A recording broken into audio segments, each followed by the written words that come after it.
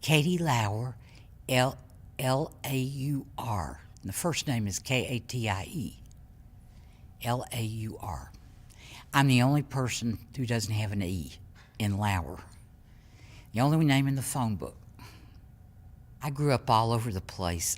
I was born in Paris, Tennessee, which is down in Henry County, Tennessee, right on the border of Kentucky, about 10 miles from Murray, Kentucky.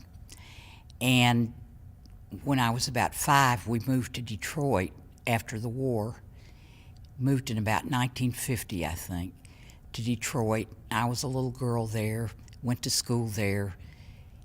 And then in 1958 or 59, we moved to Huntsville, Alabama, which is where I really think of myself as having grown up, though, as my sister points out, I really didn't. I was there not that long because I moved to Cincinnati in 1966. So I grew up, to answer your question, I grew up in a lot of different places. My dad and my uncle had both been in the war, in the big war, and they came back and got GI Bill scholarships to go to Murray State Teachers College, which is what it was called then. And they did that and got a couple years under their belt, and then they went to Detroit. We all went in a caravan, like a wagon train of people going north. I-75 was far from finished.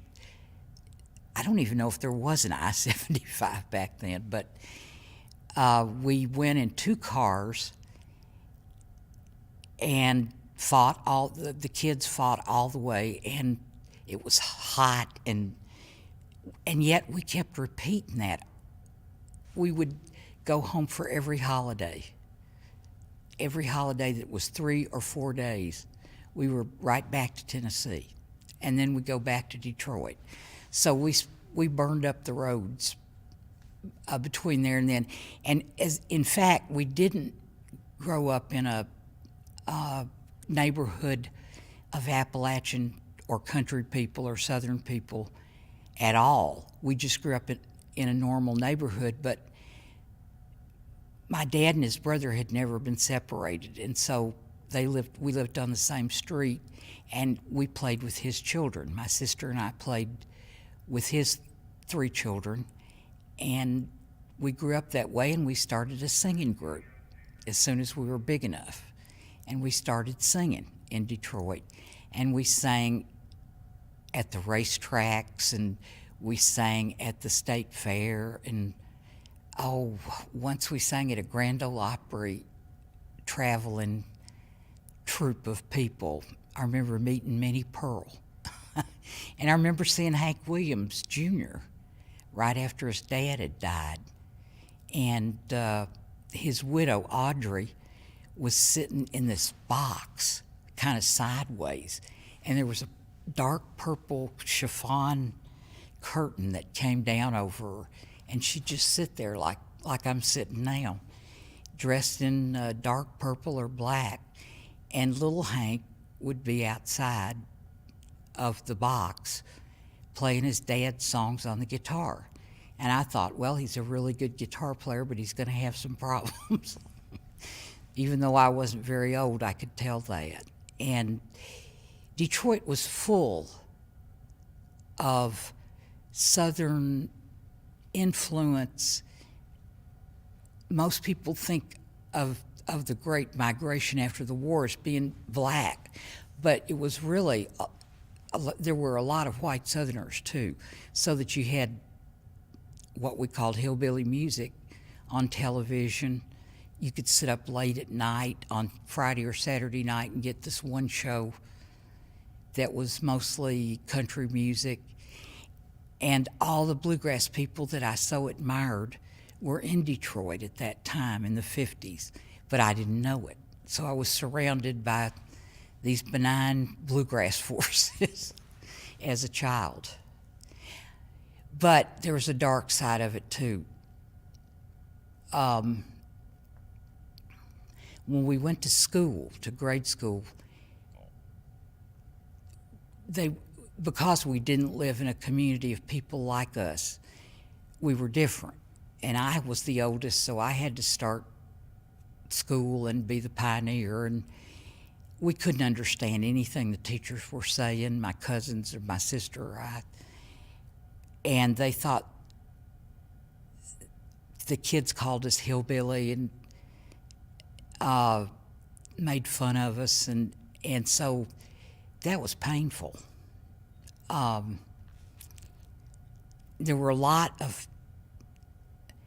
There were so many things that were strange to us. Drive-in theaters. My grandmother, we drove past a drive-in theater and she thought it was a cornfield. We went and got pizzas, and my father, they said, "What size pizzas do you want?"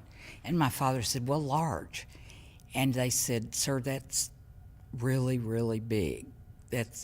And he felt threatened somehow by that, and he said, "That's what we want." And so they all came there, huge pizzas, and there were about 12 of us there, and we were all trying to eat these huge pizzas, and it was hopeless.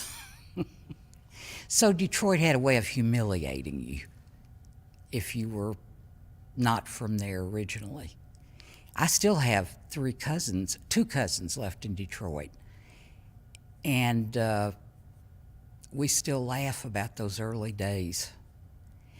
Our parents didn't know how to shop in supermarkets. I don't know what we would have done without it, because it was what we did every Friday or Saturday night, was go down in the basement and get Daddy's guitar out, and we'd all play and sing. My cousins and my mother and my aunt played the spoons, and one other aunt who was there played piano. My uncle played the fiddle, and we had a nice little family band thing happening. But my family had always been musical. My family was always musical. Back in Tennessee, we had been the go-to guys for music for funerals, graduations, weddings.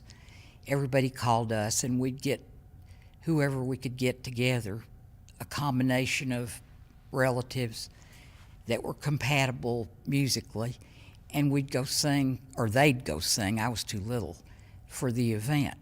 And it gave us a place, a niche in the community that was important in my sense. I'm convinced that's important in my sense of identification of who I am. If somebody saw me and, for instance, they'd say, "Who is that?" and they wouldn't say that's my name, they would say that's Mason Ward's granddaughter, or Nancy Ward's granddaughter, or Booth Haley's granddaughter. You had an identity based on your clan and your place in that clan. And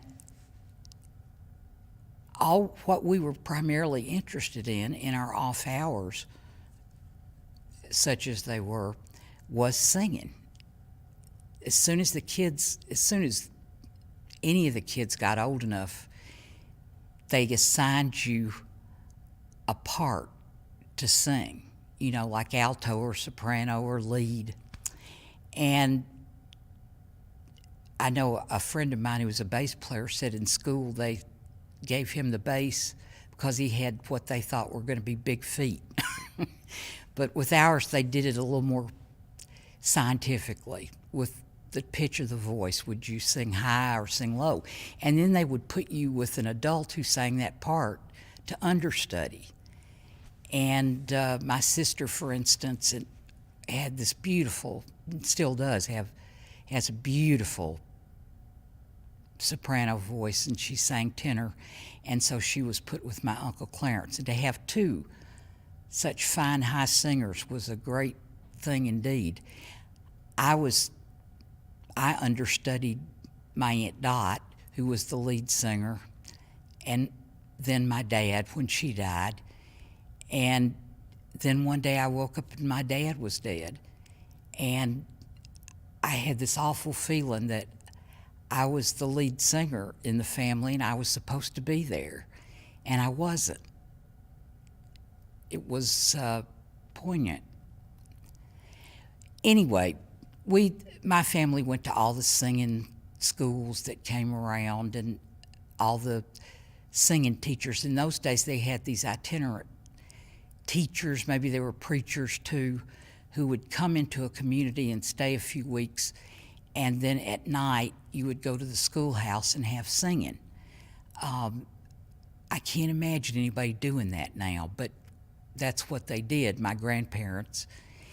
And one singing teacher came, and he must have impressed them a lot because there was a song that he taught them, which we all learned, every child learned, but we never have heard it anywhere else. It was called 3 Leaves of Shamrock, and I have yet to find one single person who's ever heard that song, but they learned it from the preacher, or the singing teacher. I took piano lessons from starting at age 5 or 6, and I studied through high school. So I stayed with the piano quite a while. And we were considered to be above average musically in grade school. They give you tests and stuff. And well, that brings up another story.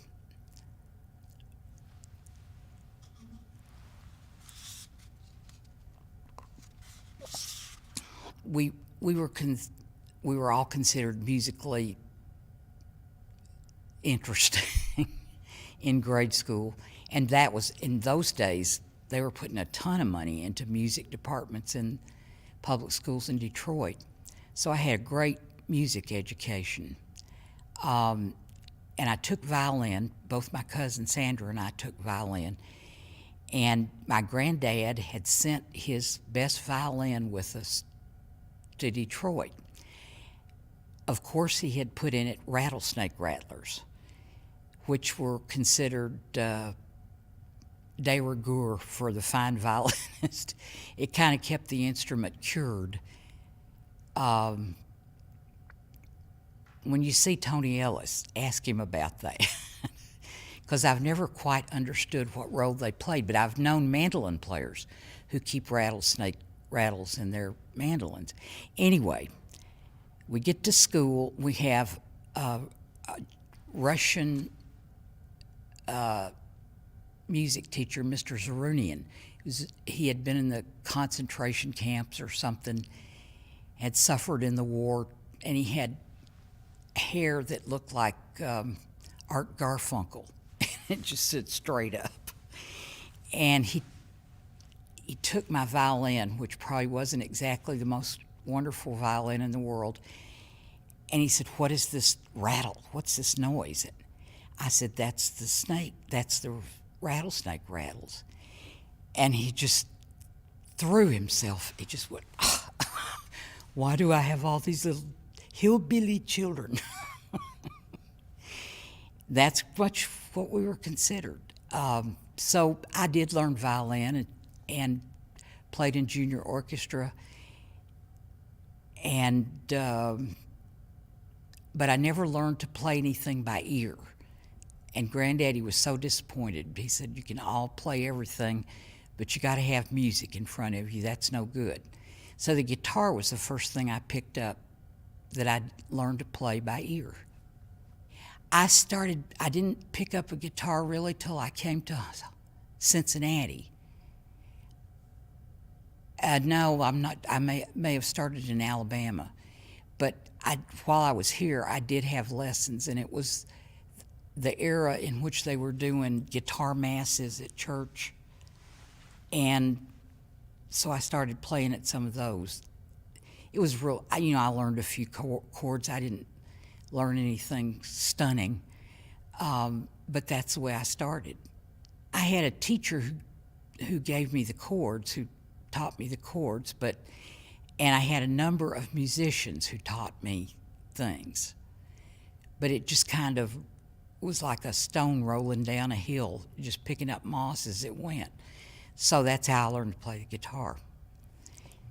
They played a lot of popular music, and they played things like Sweetest Little Fella Everybody Knows, don't know what to call him, but he's mighty like a rose, things like that. They were probably songs from the 1890s. Then they did, my aunt loved big band music, and we of course loved country music. We listened to the Grand Ole Opry all the time. And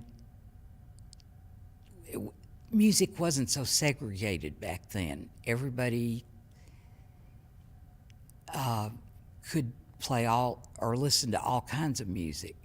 You'd have Frank Sinatra right on the radio beside Eddie Arnold or some artists like that. But I particularly loved Ernest Tubb. I was a real Ernest Tubb groupie at about age 4 or 5. My mother always says that there was a show that came on the radio called Farm and Fun Time. And I would get on my rocking horse right at noon when it came on and just rock and listen to the radio. And I'm still pretty much doing the same thing without the rocking horse. Bluegrass, though it sounds like it's an old art form, really didn't come around until 1946. And my family would not have been geared towards that. They would have had piano, guitar, violin, and they would have played more country music or more popular music. Or, like I said, the old songs.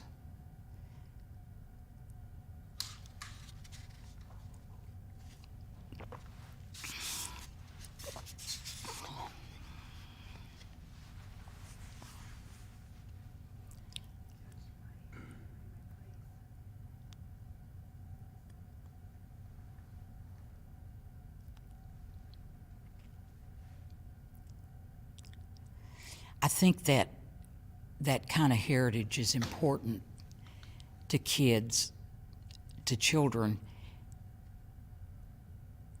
I think it gives them a sense of identity for their whole long life, and it keeps them a little bit out of trouble.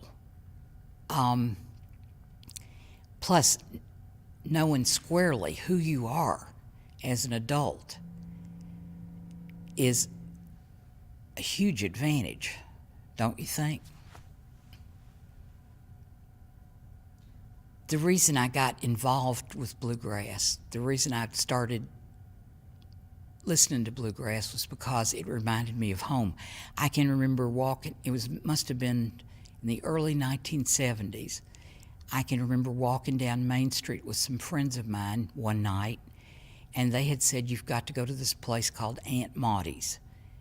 And they've got this great music. You'll just love it." And we went and opened the door, and there was Jim McCall and David Cox and Junior McIntyre, Vernon McIntyre, and they were playing the Salty Dog Blues. Well, I just was transfigured. I just had to, I don't think I went home after that. I just went in and sat down and became obsessed with that music, and I had to play it. The harmony, there was vocal harmony that I was accustomed to that was kind of like thirds apart. And there was instrumental virtuosity involved that I appreciated since I'd had a lot of music lessons. I came to Cincinnati in 1966 because my husband, Jack Laur, was working at General Electric, and so I came up here to be with him. We stayed married, I think, about 9 years, and then split, because by that time I had got so involved with Bluegrass that I think I was probably working at night doing Bluegrass music. And he had gone in kind of another direction, and we split the sheets, as they say in the country. I started the Katie Laur Band in 1975. I had been playing with Jim McCall, those guys that I went in and saw. I just kind of stuck around until they hired me, and then started my own band in 1975. And the members of that band were Jeff Roberts on banjo, Buddy Griffin on fiddle, Jeff Turflinger on mandolin,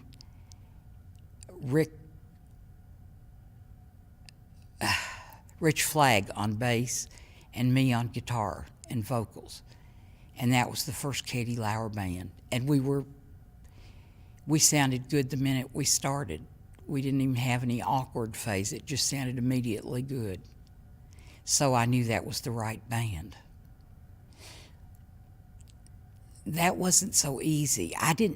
Nobody had told me that just because I was a woman, that men wouldn't like necessarily doing what I said do.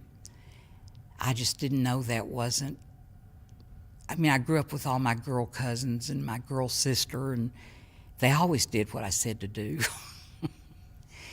But these guys didn't really want to do what I said to do. So it was rocky. It was hard. Also, then when I went to get bookings at festivals and things for the band, that was hard too. It was a real male-dominated music. But when I say that, I have to say at the same time that all other music was too. I know there was Linda Ronstadt out there at the time and Emmylou Harris, but that's all. I didn't know of any women who were doing anything but gospel music. So it never occurred to me that I was doing something trailblazing or anything like that. It was just there were times when I'd say, well, I think we should do it this way, and the band didn't want to do it that way. And I think that they probably felt, she's just a girl, what does she know? But most of the time we had a big time. We had a good time. We laughed and cut up and we were real popular. We went on the Bluegrass Festival circuit, and we always would put our record table, Merch Mart, up next to Ralph Stanley's, and watch those guys operate. Man, it was something. It was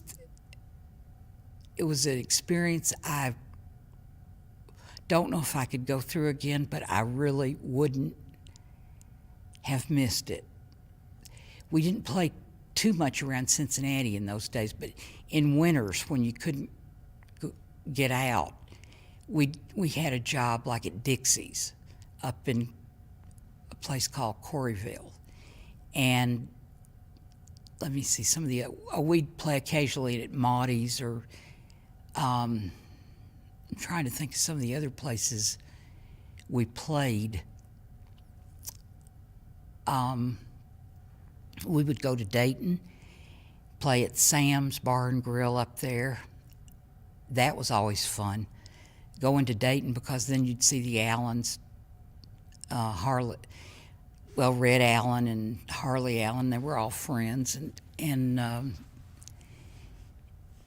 we would go down to, I know that in the winter we'd go to Lexington at least once a month to play the Jefferson Davis Inn, I think was the name of it. And we went to Charleston, West Virginia, played a lot in Charleston. Those coal miners would really spend money on payday. They really like to get out and party. And so we had a good time playing over there. We took a lot of songs that were not bluegrass songs to begin with, like the Eagles. I remember we recorded Peaceful, Easy Feeling. We did a lot of things that kids our own age could identify with and did it in a bluegrass style. So I expect there is some truth to that. I'd always pay attention to everything Fred says. Ohio bluegrass is different. It's more hardcore. Neil Rosenberg, who's something of a bluegrass expert, who is the bluegrass expert next to Fred, I guess, Fred Bartenstein, said that you could almost hear the sound of the assembly line in the bluegrass from this region, from the I-75 corridor. The stamp of the assembly line, it just gets harder edged as it goes from northern Kentucky to Dayton. Very much more. And then you hear the bluegrass from the mountains, from North Carolina, East Tennessee. It's a little gentler. They talk about cabin homes on the hill. And certainly our bluegrass does too, Ohio bluegrass, but there's also this longing for home. They're away. Ohio bluegrass uses the same repertoire, but it sounds harder edged. And also, the people who came to Ohio found bars, and there's more of a honky-tonk edge to Ohio bluegrass, if that makes sense. But there is a difference, and as a matter of fact, Fred and I did this organization called bgrass.com, and Fred really did a lot of the gathering of names. I started the organization, but Fred gathered the names of people who were bluegrass influences himself, and there's so many of them. It was really a revelation, and it was a way to honor them. I felt like it validated my parking ticket some. I felt that was a responsibility. It is a responsibility to be picked out as somebody who set standards or made steps where nobody else maybe had made them is important, because I think people need so badly to have some idea of their heritage. I see so many young people with absolutely not a clue to what they are or what has come before them, what they have in this rich array of music and art. How does a person live without that? So that's how I felt about it.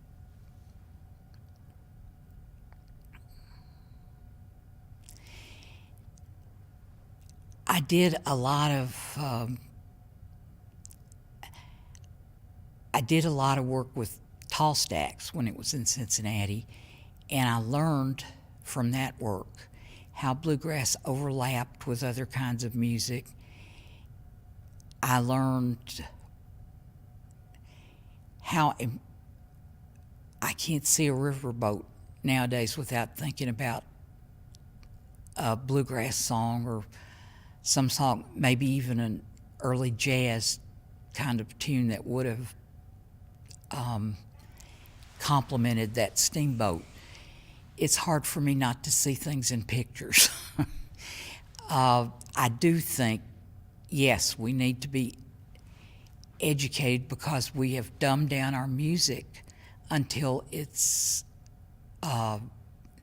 two chords and just there's no virtuosity, there's no learning, there's no spending years learning an instrument.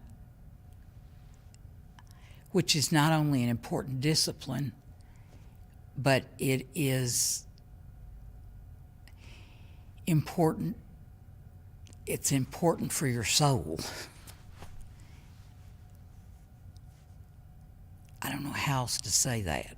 Well, that's definitely something I started to educate people about bluegrass, because as I began to travel less and stay at home more, I found that people weren't as knowledgeable of bluegrass as I'd have liked. As a matter of fact, bluegrass was in a lull in Ohio. And so this woman approached me about doing a radio show on bluegrass, and I thought, I don't know if I can do that. But I did do it. I started it with Buddy Griffin, the fiddle player, and we did everything. Buddy would go like this. This is the W&K chopper. There's a white Volvo down there off the exit. We would just clowned all the time, and people picked up on it right away. It was really good. And then, of course, Buddy stayed about maybe 6 months or so, and then I got Wayne, who has been a jewel. I mean, just an absolute jewel, Wayne Clyburn. He's a banjo player. And we do the show. When I first started the show, I always had a picture in my mind of a family gathered around an old-time radio, you know, the one that stood up like this, a console. But, and that's what I got. I think I had that vision, and I got that. People listening to the radio as a group, or while they were waxing their car or something, sewing something. Then we got moved to evening hours on Sunday. And I got a new image in my head. And the image was always of Wayne and me with a light around us, digging deeper, exploring, examining, digging deeper. We get to where maybe we're a little bit bored with talking about Bill Monroe or Flatt and Scruggs. So we start talking about the sidemen and who they were and who they went on to play with in other parts of their career. We wanted people to understand how many of these musicians were influenced by Cincinnati. Cincinnati had the broadcasting reputation. It was so central. It was before there was really a Nashville. And we had WLW, WCKY, when they sold the prayer cloths and the baby chickens. So we wanted people to know about that. And through the nearly 20 years that we've been doing it now, I think we've gotten a lot of that message out there. And I think we've made it more interesting for people to listen to with some of our sidebars, as you'd say in the news business. We have a writer who writes to the radio show named Pester Flatt, and he is just wonderful. For years, he wrote without my knowing who he was. I kind of have an idea who he is now, but I sure wouldn't have suspected it. And for years, he sent these letters, and they were hysterical. He had a whole band. Little Max was the bus driver, and every week it would just be these hysterical things. They got captured by aliens. It was all kinds of fun. And that kept, just at a time when I was at a kind of a low with the radio show, along comes Pester Flatt to kind of steer me through the darkness of it. So that's been fun. 1989. November of 1989. So in November, we'll have our 20th anniversary. I always hoped that I could make it to our 20th anniversary. I'm amazed that I have. But time passes as you always hope it will, as they say. They've always loved it. The only place where I didn't get a kind of instant acceptance for the music was in Russia. And I thought they would just love American bluegrass, but they didn't. They did. It wasn't that they didn't love it; they didn't understand anything. They didn't understand a word I was saying. The only thing they knew was songs from Henry Fonda, or Jane. Anything. Henry Fonda made movies that they considered that leaned to the left, and so they loved "Oh My Darling Clementine," things like that from those Henry Fonda movies. And everybody over there had done their Jane Fonda exercise videos. All the women were in a Jane Fonda exercise mode when I was over there. So I had a hard time holding their attention, but I talked to them about writing. I spoke to the writers' clubs when I was there, because I do write music as well as other things. Tony Ellis is a great guy. I've known him maybe 10 years. I met him through Larry Nager, who played with both of us. Tony played banjo with Bill Monroe. The thing about Tony, the way he impressed me and influenced me, was that he plays banjo that's totally different from anything I've ever heard. And it's still really lovely to listen to. He writes almost all of his material, and it's mostly instrumental. There's not many singing songs. Although he does "Wish I Was a Mole in the Ground." I think he sings that. Make him sing that for you. And he's about my age. I think maybe he's older, a little bit older.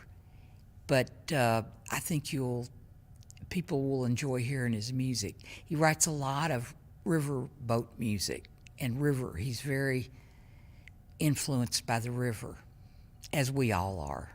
Heck, the Ohio River washes up so many talented musicians. It's just like being in the Delta, where you get the washing up all that rich dirt. We get all this rich musicians from the river and from the broadcasting, which in Cincinnati was huge. Rusty York, who was one of those early recording engineers, said back in the 50s, late 40s, you could go down to the Greyhound bus station and see all these country boys coming in with their guitars and tote sacks, thinking that they had come to a place lined with streets of gold because they heard it on the radio. Ohio, people think that Kentucky is extremely important in the development of bluegrass, and it is. It certainly is. But Ohio has unexplored depths, I think. The farmland, you have only to drive out through the farmland near Wilmington and places like that to see how huge and rich a state it is in traditional music, traditional art, the barns. It's a wonderful state. A lot of the old bluegrass songs are probably taken from some of the old ballads that came over from England and Ireland and Scotland. But they changed the tune and they changed the pronunciation of the words, so they just sound real American to me. But a lot of them have themes of abuse and murder of women, particularly. There's one guy named Little Willie who reappears in all these songs, and he is a bad dude. He has killed many a woman, and my co-host on the radio, Wayne Clyburn, says he thinks Little Willie might have been a continuation of Jack the Ripper. We're investigating that right now. I asked my love to take a walk, just to walk a little way, down beside where the river flows, down by the banks of the Ohio, and only say that you be mine. In our home we'll happy be, down beside where the waters flow, on the banks of the Ohio. That's just one verse and chorus of that. Somebody does get murdered, and the murderer is brought to justice in the end of that, but it's long and tedious. 3 leaves of shamrock, 3 leaves of shamrock, when that beautiful shamrock rolls on, when nature calls on land and sea, I will come back, my love, to thee. That's all I know of that one.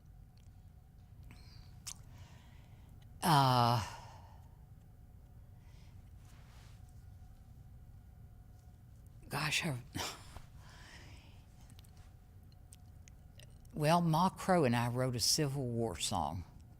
I could try a little bit of that.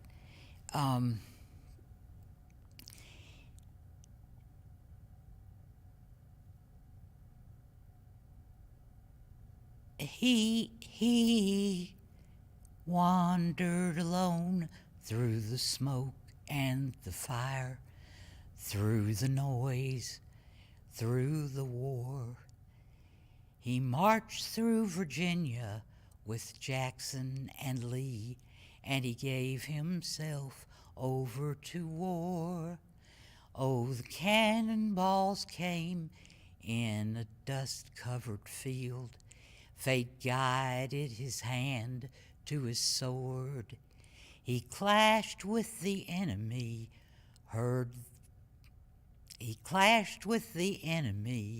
saw the blood run on like rubies on scepters of gold.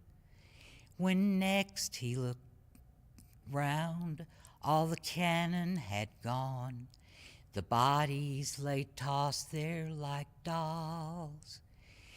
He was all that was left of them, standing alone in the cool, silent stillness of dawn. He returned to his fields. He was broken and old. He vowed to forsake thoughts of war, I've forgotten it.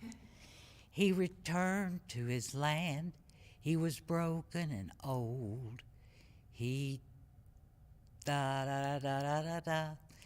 But he vowed he would not kill again in this life, though they offered him scepters of gold. I can't remember that one line. He was broken and old. He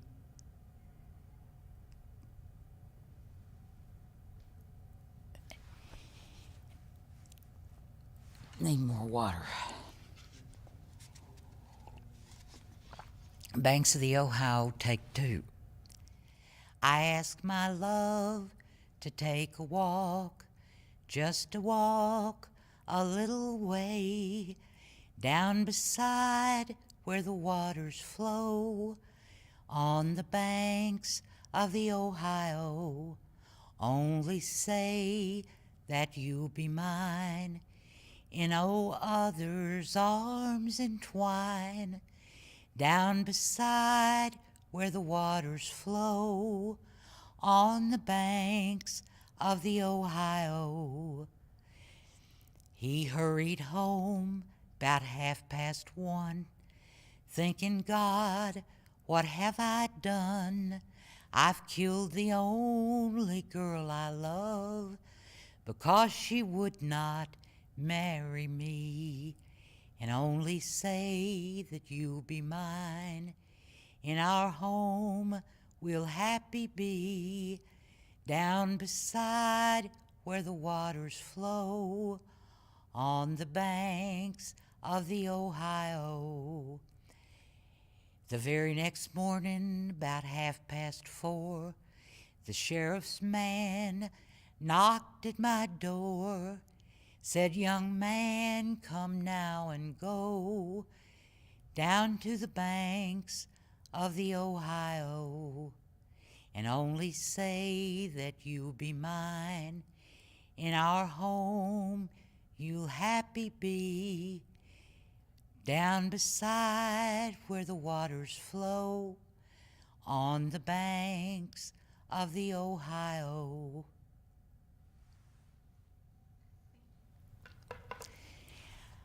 Hi, I'm Katie Laur, and this is Music from the Hills of Home.